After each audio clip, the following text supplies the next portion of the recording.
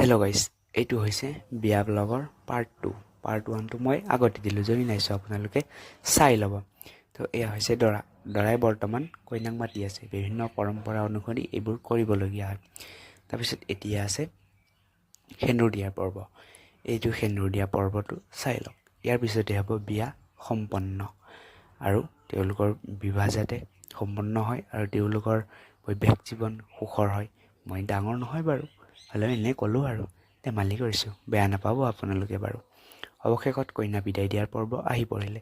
এইখিনিতে বৰ কন্দা কটা এটা হুলস্থুলীয়া পৰিৱেশ দেখিবলৈ পোৱা যায়। পিছত দৰা আৰু কইনা অৱশেষত বিদায় মাগিলে, আৰু আমিও দৰা ঘৰত কইনা থ'বলৈ গ'লোগৈ। তাতো বৰ ৰাতি হ'ল। ভিডিঅ'টো ভাল পালে আপোনালোকে লাইক, কমেণ্ট, শ্বেয়াৰ আৰু ছাবস্ক্ৰাইব কৰি দিব। তো আজিলৈ ইমানেই, ধন্যবাদ। মোৰ লগত আছে এয়া কইনাৰ ভাই, তেওঁ গৈছে, আৰু এইবোৰ হৈছে যৌতুকত দিয়া বস্তু।